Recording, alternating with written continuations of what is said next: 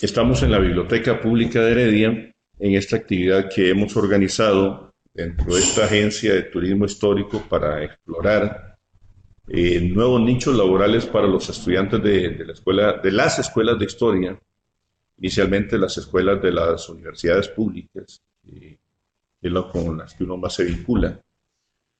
Y esta es una experiencia que recoge como 30 y pico de años de trabajo en torno al turismo histórico-cultural.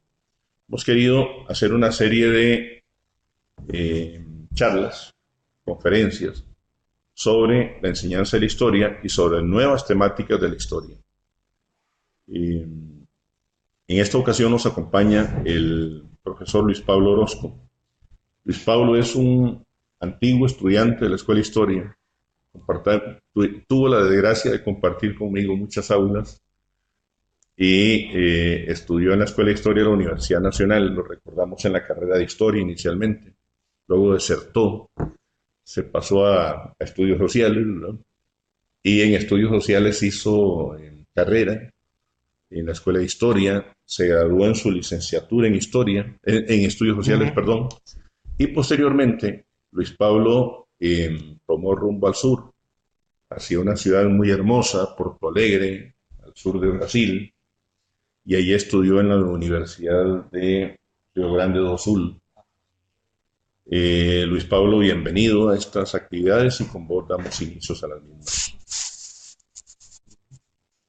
Bueno, primero que todo, muchas gracias por estar aquí con nosotros, por compartir esta actividad. Para mí es un gran honor poder, sobre todo, colocar inquietudes, algunas preguntas, algunos elementos provocadores, y ojalá al final de este espacio podamos, bueno, además de compartir, dialogar y externar puntos de vista unos y otros, también llevarnos para nosotros un poco de esas inquietudes para la casa y sobre todo para reflexionar en torno a nuestro quehacer como educadores. Agradezco también al profesor Gil por su invitación en este espacio. Me parece que esas iniciativas son necesarias en aras de tratar de sacar la historia, sus distintas formas de concebirla pedagógicamente, más allá de las aulas, llevarlo a la vida, llevarlo a la cotidianidad, tratar de pensar en el día a día, en el ciudadano de a pie, en las necesidades, en las preocupaciones, en las inquietudes que también están generándose a nivel de la sociedad. Un poco nuestra presentación va orientada hacia esos aspectos. Yo quiero, mejor dicho, dividir mi presentación en dos momentos. Un primer momento hablaré sobre la enseñanza de la historia, cómo podemos mirarla desde una perspectiva crítica, cuáles son las inquietudes que desde ahí vamos a ir desarrollando. Y en un segundo momento cerraría tal vez hablando ya propiamente de lo que es pedagogía crítica y específicamente para situar algunas opciones o algunas posibilidades de cómo eso se puede trasladar a las aulas y por ende también más allá de las aulas. Bueno, ese sería propiamente el escenario que yo les presento a ustedes. Si tenemos que hablar de enseñanza de la historia, yo podría por lo menos dejar aquí en la mesa de discusión cuatro grandes aspectos. Primero que todo, ¿qué sucede cuando concebimos la historia más allá de la noción tradicional de transmisión de saberes, de un papel pasivo de parte del receptor, y comenzamos a colocar la historia a partir del concepto a partir de conceptos y problemas? ¿En qué sentido? Bueno, en el sentido de que ya vamos a concebir la historia partiendo desde el presente, sus inquietudes, sus necesidades, para hacer un viaje, llamémoslo así, al pasado, un viaje analítico, un viaje interpretativo, que nos permita de nuevo volver al presente y saber y preguntarnos qué hacer entonces con ese conocimiento. Esa es un poco la tesis principal en este punto, ¿verdad? Porque no es solamente acumular datos o ir atrás en el tiempo por un asunto simplemente de de erudición, lo cual no es negativo, lo cual no voy a despreciar. Sin embargo, considero yo que eso debe ser complementado con una propuesta política y propositiva de la enseñanza de la historia, ¿verdad? En ese sentido, bueno, nosotros concebimos una propuesta llamada dialéctica, ¿verdad? En donde a partir de concepciones, problemas del presente, nosotros problematizamos el pasado. Y del pasado logramos obtener pistas, interpretaciones, explicaciones que nos sirvan para entender nuestra sociedad. Y desde allí tratar de discutir colectivamente eventuales escenarios. ¿No? Ese es el primer elemento que quiero dejar aquí claro, ¿verdad? Otra cuestión que para mí es muy importante es tratar de mirarnos a través de una concepción de la historia que sea cuestionadora, que sea problematizante, que sea una historia que se pregunte por lo obvio, que aquello que nosotros damos por sentado, aquello que consideramos natural, como si fuera esencial, en realidad no lo es, tiene una historicidad. En ese sentido, bueno, una pedagogía crítica, ya adelantándonos un poquito, ¿verdad? Llamaría o convocaría a que nosotros intentáramos hacer una genealogía del pensamiento y de los hechos históricos, ¿verdad? Saber cómo, por ejemplo, ciertas creencias, ciertos pensamientos, ciertas formas de entender un problema o un tema tienen un surgimiento, un proceso de emersión y un proceso de evolución también. En ese sentido, el historiador se cuestiona su quehacer, igual que el educador, en aras de tratar de encontrar esas huellas del conocimiento histórico. Porque el conocimiento es una producción cultural, ¿verdad? Desde estas perspectivas también quisiera discutir y quisiera colocar para que analizáramos colectivamente la posibilidad de cómo narramos, cómo contamos la historia, ¿verdad? Desde esa arista, yo, por ejemplo, considero que se debe llegar a un nivel de significatividad para los sujetos. Es decir, que esas narraciones, que esas construcciones que nosotros hagamos en nuestro relato histórico sea significativa, que el sujeto, quien nos va a leer, quien nos va a escuchar, por ejemplo, si son estudiantes, puedan sentir cercana y puedan sentir próxima esa narración histórica, esa construcción de pensamiento, de análisis. ¿Y eso cómo se puede hacer? Eso se puede hacer sobre todo también cuestionando al propio sujeto y su vida. Si al estudiante nosotros logramos de alguna u otra forma convocarlo a reflexionar en torno a su propia vida también como una construcción histórica, en donde hay elementos de su pasado que se convirtieron en hechos significativos para poder comprender su presente. A partir de allí ya estaríamos creando un proceso de pensamiento que ayudará para entender la significatividad desde el punto de vista de los hechos sociales.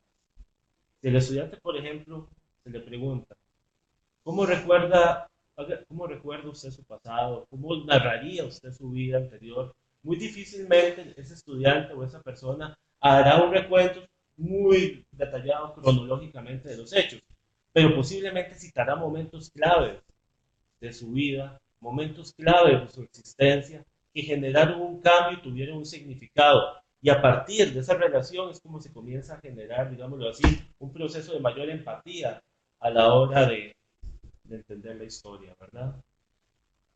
Esa es una posibilidad que nosotros planteamos, ¿verdad? ¿Cómo lograr que los estudiantes, en este caso, por ejemplo, sean capaces de narrar su propia historia en aras de que puedan también entender cómo se narran y cómo se construyen procesos históricos, ¿verdad?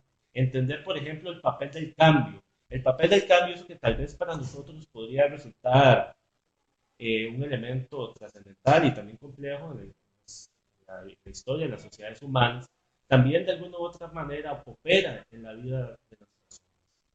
¿Cómo el estudiante entiende el cambio para su vida? ¿Cómo el estudiante entiende aquellos hechos, aquellas situaciones que lo marcaron, por ejemplo? ¿Y por qué lo marcaron? Y ahí volvemos otra vez a la historia cuestionadora. Esa historia que pregunta. Esa historia que se pregunta no solo el por qué, se pregunta el cómo, se pregunta el para qué. Y se pregunta también, hay algo que no quisiera olvidar, es en el hecho de cómo, por ejemplo, nuestras interpretaciones, nuestra forma de comprender un hecho, también evoluciona en el tiempo. No es igual como, por ejemplo, nosotros entendemos una experiencia de nuestra infancia cuando estamos muy pequeños, ¿verdad? A como la vamos entendiendo después en la adolescencia, en la vida adulta. Así también las sociedades, de alguna u otra manera, van variando y van transformando su manera de interpretar determinados hechos. Ese es un elemento que creo yo valdría la pena rescatar en este análisis. Otra cosa, ya para ir cerrando esta parte de la enseñanza de la historia, que es muy amplia, ¿verdad? Sería, por ejemplo, tratando de releer un poquito a Mario Carretero con respecto a la importancia del pensamiento abstracto. En ese sentido, Piaget y los continuadores de Piaget sostienen que se llega del pensamiento concreto y se evoluciona etariamente, digámoslo así, biológicamente hablando, a formas de pensamiento abstracto. De alguna u otra manera podría parecer inclusive desconectado una cosa con la otra dependiendo cómo uno haga el abordaje.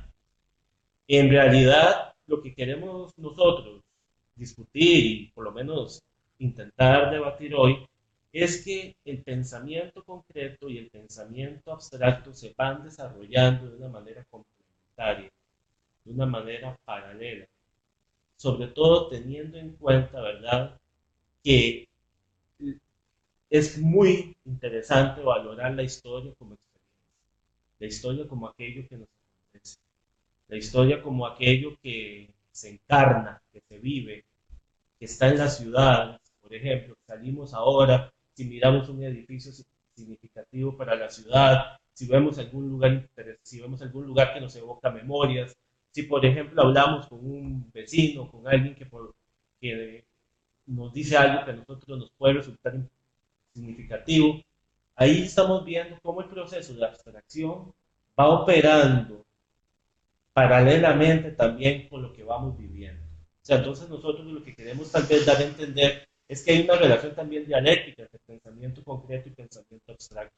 El pensamiento abstracto es uno de los pensamientos fundamentales para poder entender conceptos, para poder construir categorías de análisis, por ejemplo, para poder interpretar, para poder ver significados. Ahora bien, eso no significa que la experiencia concreta carezca también de esos insumos de análisis, ¿okay? Sino que es a través de la experiencia como nosotros logramos potenciar este mismo proceso de interpretación. Y el proceso de interpretación nos lleva también a la experiencia. Es un ciclo dialéctico, ¿verdad? Esos son 4 elementos con respecto a la enseñanza de la historia que yo quería traer aquí y discutir, ¿verdad? Ahora bien, con respecto a la pedagogía crítica, que es el otro gran tema para esta mañana, habría que decir que bueno, que es en primer lugar que son pedagogías críticas. No vamos a hablar o a encasillar un solo modo de pensar. O sea, tiene también la pedagogía crítica, las pedagogías críticas tienen su historia, tienen sus contradicciones, tienen sus avances, tienen sus contextos, tienen sus distintas derivaciones, sus momentos históricos también, ¿verdad? Lo que sí podemos decir es que hay una reflexión o una procura por tratar de entender ese universo complejo del pensamiento crítico. Y uno se pregunta, ¿el pensamiento crítico qué es? ¿A qué nos estamos refiriendo con el pensamiento crítico? Si nosotros nos vamos más atrás, muy, muy atrás, a las sociedades antiguas, vamos a recordar a Sócrates, vamos a recordar el método socrático, vamos a recordar la mayéutica, el origen del pensamiento lógico, por ejemplo, aquel que se pregunta, aquel que cuestiona, aquel que va a inquirir, por ejemplo, ¿verdad? Así comenzamos a ver una línea evolutiva, que avanza, que madura, que se profundiza, que tiene una etapa, digámoslo así, un gran paréntesis, que es durante el auge del pensamiento cartesiano, en donde el pensamiento lógico se circunscribió dentro de determinados límites basados y fundamentados sobre todo en la racionalidad instrumental. Sin embargo, posteriormente, a partir de determinadas críticas, sobre todo que se fortalecieron en el siglo XX, empezó a surgir una variante, una posibilidad de entender el pensamiento crítico desde una perspectiva comunicativa, desde una perspectiva de formación de subjetividades, donde el ser humano no es solo razón, donde intervienen también las emociones, intervienen toda una serie de elementos más, ¿verdad?, que complejizan este tipo de procesos. Y no podemos dejar de mencionar, por ejemplo, la experiencia de la Escuela de Frankfurt, los aportes de la fenomenología, los aportes de todo lo que va a ser la tradición latinoamericana. O sea, no podemos pasar por alto la gran importancia del trabajo de Paulo Freire, continuadores, etcétera, ¿verdad? Que construyeron toda una serie de conceptos, propuestas y desarrollaron todo un trabajo de campo de modo tal, ¿verdad?, que le dieron historicidad al pensamiento crítico. Ahora bien, el segundo gran elemento del pensamiento crítico, de la historia del pensamiento crítico, tiene que ver justamente con una metodología. ¿Cómo logramos de alguna u otra manera trasladar esto a un escenario educativo? ¿Cómo? ¿Cómo logramos materializar esto? No hay recetas. No vamos a decir que A más B da C, pero por lo menos sí podemos tratar de repensar algunos caminos, algunas secuencias de aprendizaje que tienen niveles de flexibilidad importantes. Por ejemplo, si nosotros partimos desde una racionalidad dialéctica, colocaríamos, por ejemplo, un momento inicial, de diálogo inicial. Por ejemplo, hablemos de una aula, que es lo que tal vez muchos de ustedes, muchos de nosotros estamos acostumbrados. Hablemos de una aula donde se coloca un tema, problema, y a partir de allí se inicia un diálogo inicial. En ese diálogo inicial van aflorando lo que aquí nosotros llaman conocimientos previos, experiencias previas. Es una manera a través de la cual el sujeto habla. Paulo Freire lo enaltece, ¿verdad?, como parte de un aprendizaje dialógico, parte, digámoslo así, de que es la función de la voz del estudiante. Ese es un momento previo, ese es un momento inicial, ese es un momento de generación y de visibilización de discursos. Se podría pensar en una segunda etapa o en un momento transicional de codificación. Y ese es un momento a través del cual se desarrolla o se procura profundizar mucho en lo que es el pensamiento abstracto. El estudiante y el profesor dialogan con todo un conjunto y toda una serie de discursos que gravitan alrededor del tema y del problema. Si vamos a analizar, qué sé yo, por ejemplo, violencia de género, el estudiante es confrontado y el profesor también con toda una serie de interpretaciones, estudios de casos y hechos, y se ejercita la interpretación. Es ese proceso de asimilación y acomodación que si lo vemos desde una perspectiva también piagetiana tiene sentido, ¿verdad? Cómo el cerebro comienza a codificar y a producir ideas nuevas, ¿verdad? En ese proceso donde, repito, se da la interpretación, donde se da el análisis, donde se da, donde se descifran los significados, ¿verdad? Y en un momento posterior, y aquí viene el gran desafío, ¿verdad?, es lo que Miriam Carreño, una autora que relea a Paulo Freire, denomina como la descodificación. Ahora bien, ¿a qué nos referimos con eso? Ese es el proceso a través del cual se crea conocimiento nuevo, pero en realidad más que conocimiento nuevo, es un conocimiento crítico que es producto de todo un proceso de reflexión y análisis e interpretación anterior. En ese proceso de descodificación se procura no solamente generar una visión renovadora, digámoslo así, sino también extenderla, desarrollarla y tratar de difundirla a determinados públicos y colectivos.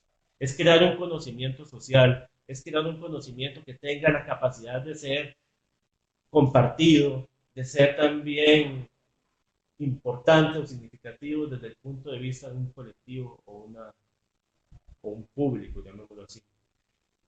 Eso podríamos pensarlo, por ejemplo, cuando vemos los proyectos, cuando vemos, por ejemplo, los productos de determinadas investigaciones que los estudiantes pueden hacer y cómo los pueden compartir con las comunidades. Pensando, por ejemplo, si uno lo mira desde la perspectiva de violencia de género, ¿verdad? ¿Qué puede producir un estudiante para una comunidad de mujeres? Pongamos el caso, ¿verdad? Agredida. ¿Qué puede decirle el estudiante a ese público con respecto al conocimiento y que sea crítico y que de alguna u otra manera aspire a participar, no va a ser, aspire a participar del proceso de cambio y transformación? Para ir cerrando un poco esta discusión, quisiera también colocar que el pensamiento crítico y la pedagogía correspondiente a este tienen un claro, o aspiran a tener un claro compromiso con el mundo, la sociedad.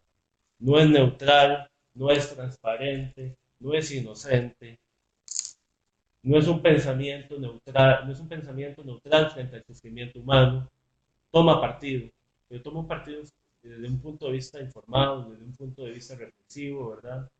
Sabe, por ejemplo, que hay desigualdades, que hay problemas sociales, que hay una sociedad que está más allá del contexto propiamente de un aula formal, entiende la relación y los vínculos entre escuela, comunidad, familia, por ejemplo, y por ende reflexiona también desde un punto de vista socio, social y político. Aspira a sociedades más justas, sociedades más igualitarias, sociedades más democráticas, en donde todos aquellos factores que conducen a la deshumanización son problematizados, son cuestionados, son desafiados.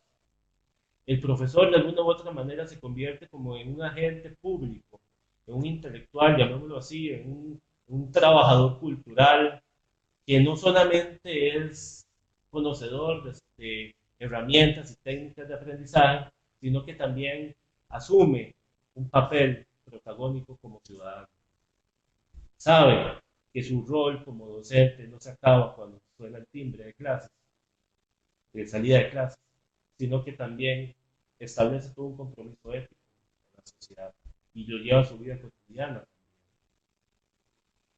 ¿Okay? Ese es un elemento importante. Y otra cosa importante también, y eso tiene que ver con el proceso de interpretación y generación de pensamiento crítico, es que cuando se hacen las reflexiones y se hacen las interpretaciones de discursos, saberes, hechos, se intenta analizar también las relaciones de poder que operan. ¿Okay? Las relaciones de poder que operan en la historia, que es lo que nosotros estamos discutiendo hoy, ¿verdad?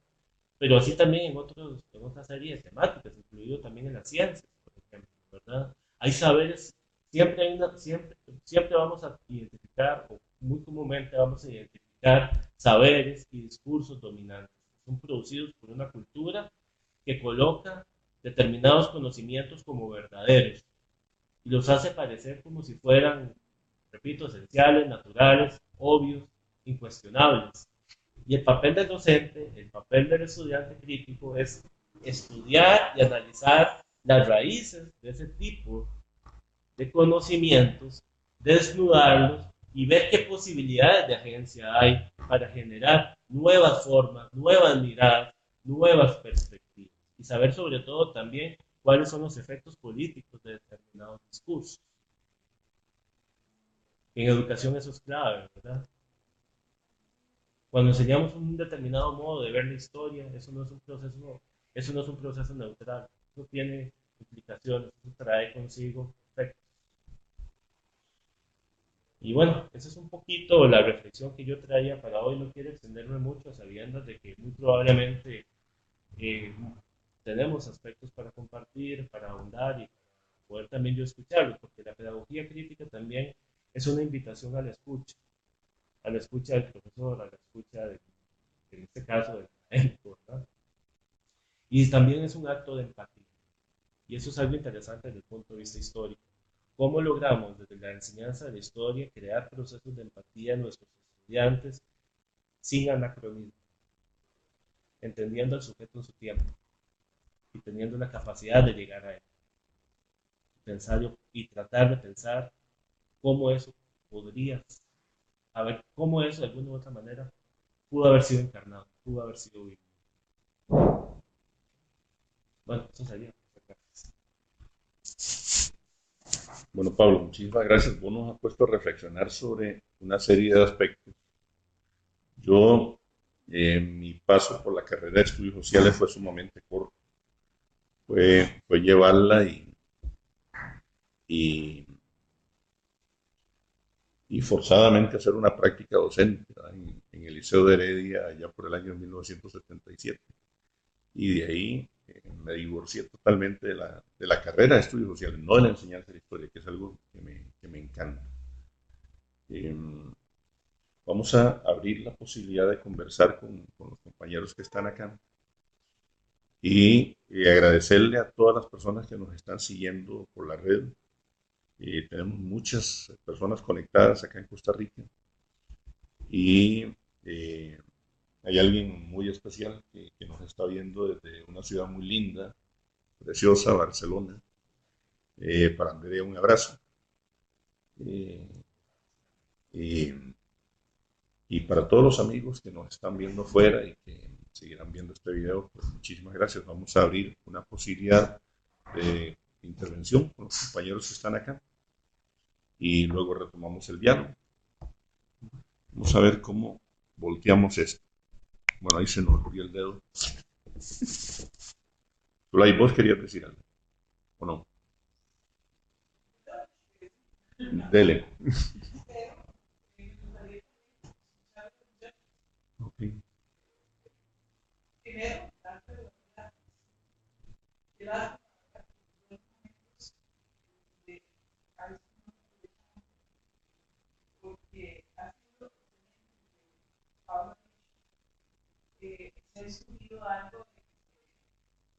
Se habla en algunos programas de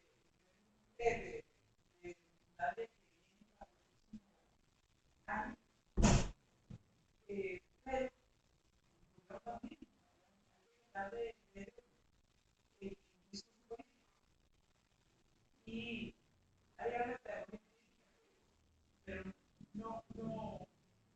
no sé exactamente, vamos en este estudio todavía, porque ahora los programas se ha aprobado llevar estudiantes y a dar talleres es el final de graduación. Esa idea de adueñarse de conocimiento y superarlo.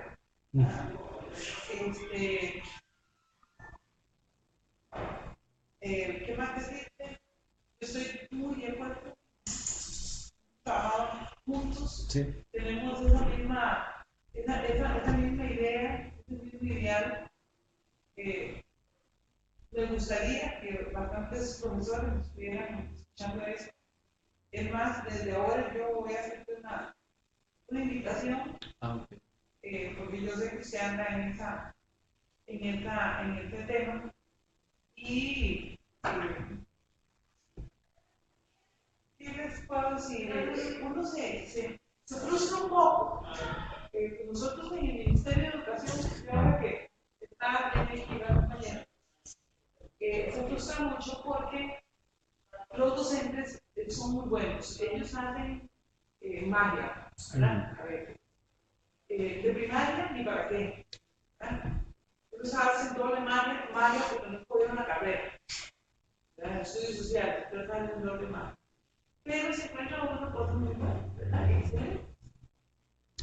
El problema que tenemos nosotros es que mientras estamos en el método de evaluación,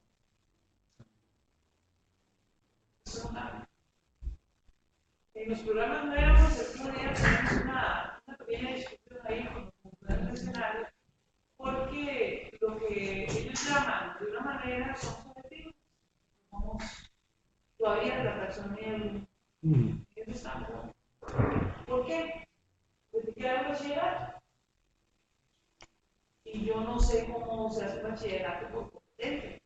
Entonces, mientras no se suelte un caso currículum oculto de nosotros los docentes para con las futuras generaciones.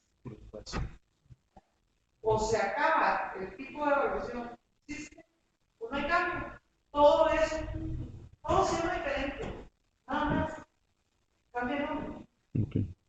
Pero yo nunca veo experiencia de 30 y el resto de años ya no, en estos no veo letras como cuando yo estaba en el colegio y con Daira Gámez era ministro y a mí me calificaban como notable, bueno, muy bueno, excelente deficiente. Ok. ¿Verdad? No se llega ahí. No hemos podido volver a ese sistema de calificación, a una calificación que sea cualitativa.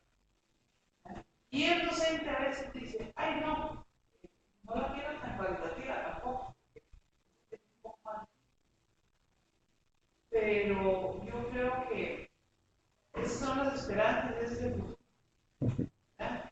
Que personas como Pablo, que está hoy, que todavía tienes hace muchos años para hablar de esto, de la pedagogía crítica y de la enseñanza de la historia y de los estudios sociales, y estos muchachos que están aquí, entonces yo creo que ellos no nos esperanza.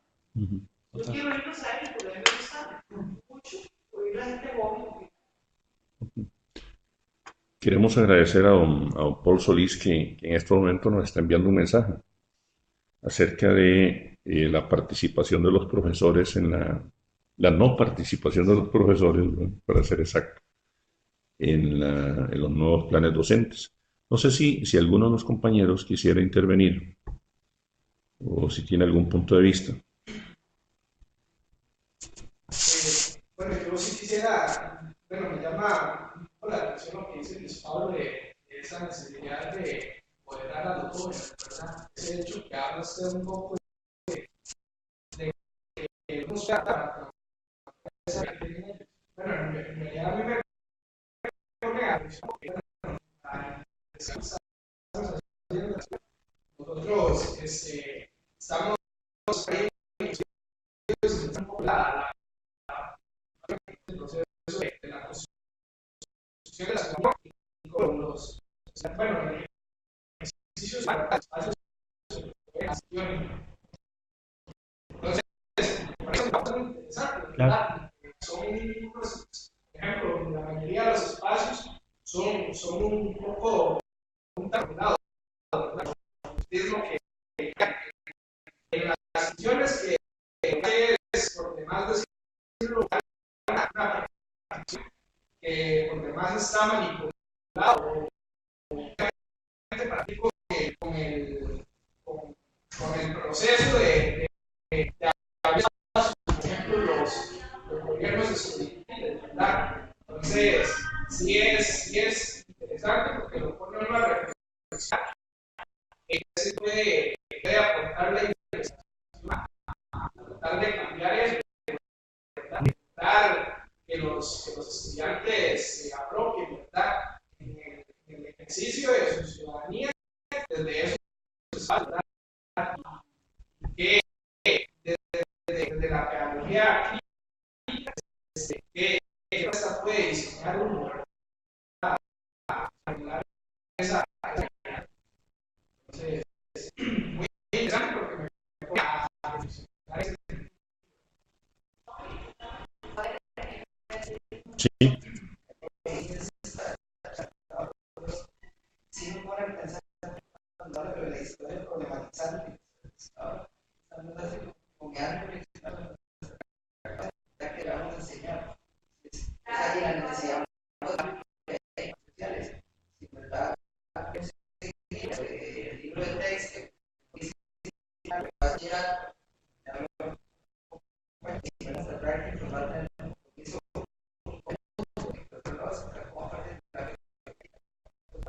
romper eso de todo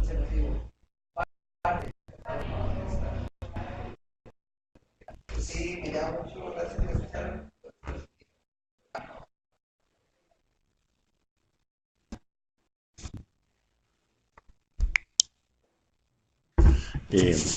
Hay muchos compañeros que están participando y hay algo que acaba de plantear por acá don Paul Solís nuevamente. Y Paul Solís ven, hay algo que me llama la atención que aquí es totalmente válido.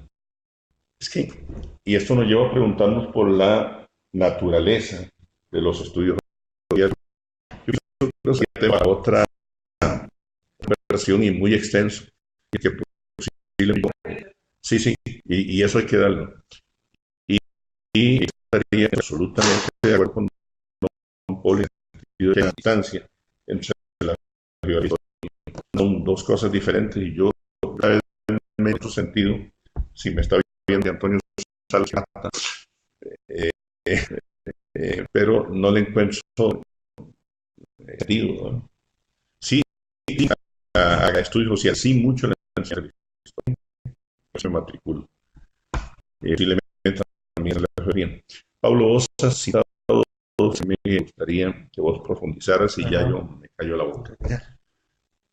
Primero, la relación entre el poder.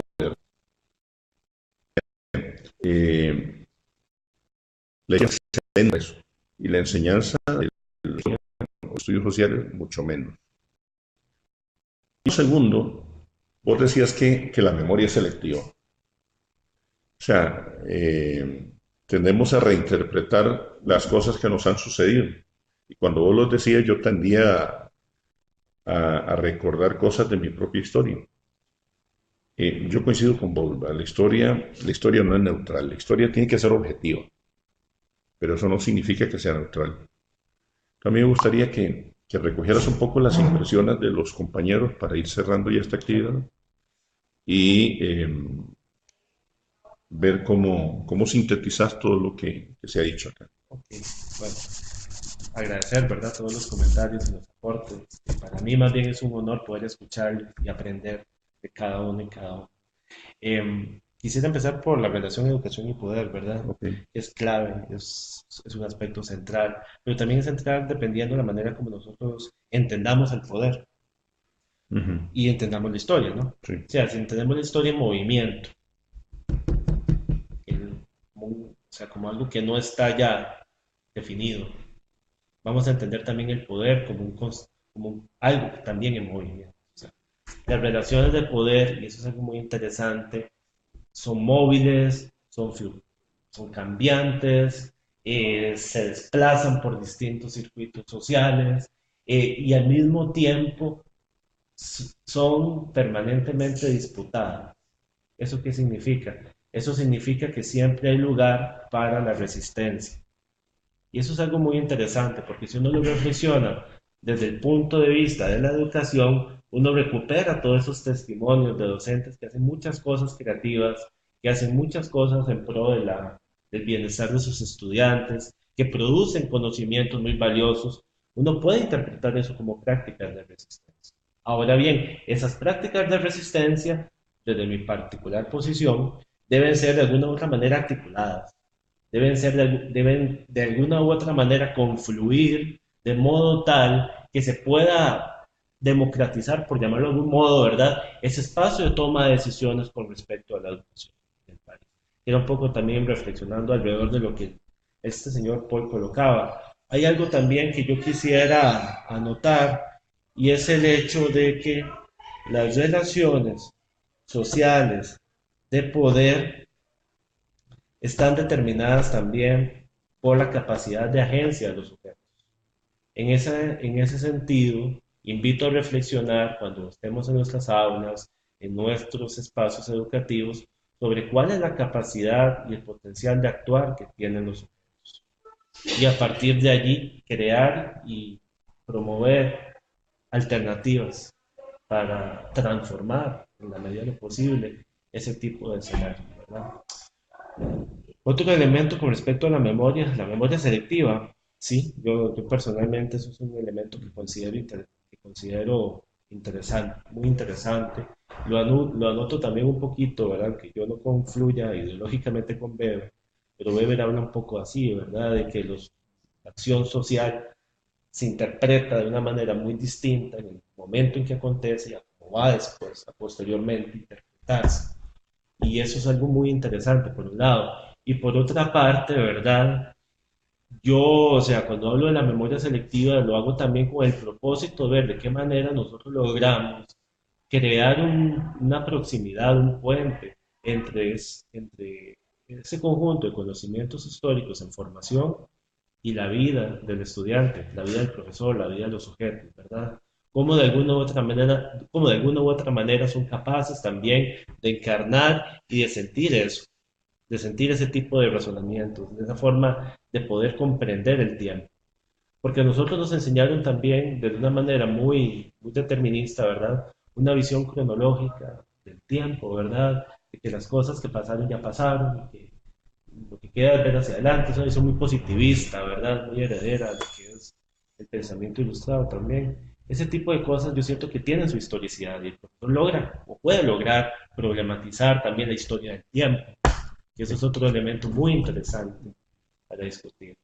Y hay una cosita ya para cerrar mi participación aquí, y yo los invito a pensar de cara a la sociedad del futuro, incluso ya del presente. Cuando Michel Foucault investigaba, por ejemplo, el origen de la sociedad, cuando Michel Foucault investigaba la sociedad moderna, la biopolítica, el origen de ciertas instituciones, por ejemplo, las cárceles, los hospitales, las escuelas, él definía un concepto clave que es la disciplina, el control sobre el espacio y el tiempo, como un signo clave de la modernidad. Y si nosotros analizamos el comportamiento de las escuelas modernas, el comportamiento de las fábricas, de las cárceles modernas, operan una racionalidad de esa naturaleza. Ahora bien, hay algo muy interesante que está cambiando en nuestros días, y eso lo analizaba Deleuze, por ejemplo, cuando él habla de una transición de la sociedad de la disciplina a la sociedad del control, a la sociedad flexible, en donde esas instituciones clásicas de la modernidad están siendo cuestionadas, y cuestionadas desde muy diversas índoles. Ya la gente, por ejemplo, no necesariamente trabaja en un espacio fijo, en un tiempo fijo llamado fábrica, llamado lugar de trabajo. Ahora hay gente que hace teletrabajo, por ejemplo. ¿Qué pasa en las escuelas también? O sea, en las escuelas también se está rompiendo mucho el concepto clásico del espacio. Este elemento que tenemos aquí, la tecnología, el celular, por ejemplo, ha venido a transformar mucho, junto con el Internet, la manera como los estudiantes conciben la relación espacio y tiempo. Y eso es uno de los factores, y creo yo que todavía no lo hemos discutido mucho a nivel educativo, del por qué la disciplina es en parte un problema, entre comillas, en la sociedad, para educar en las aulas. Porque justamente es el concepto mismo de la disciplina el que está siendo cuestionado socialmente, desde un punto de vista más amplio. Bueno, acá seguiríamos conversando con Luis Pablo durante mucho tiempo. Los estamos invitando para que nos sigan acompañando. Creo que vamos a estar el próximo martes a las 2 de la tarde acá en este auditorio conversando sobre la construcción del Estado-Nación en Costa Rica.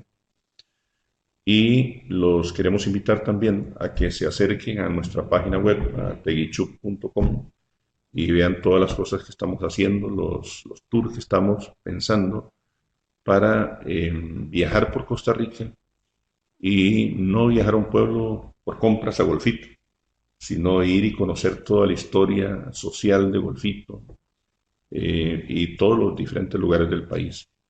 Muchísimas gracias por la atención. A Pablo, pues vos nos has dejado pensando sobre muchas cosas, los mismos Zulay, los compañeros que han intervenido, y a todos aquellos compañeros que nos han seguido por la red.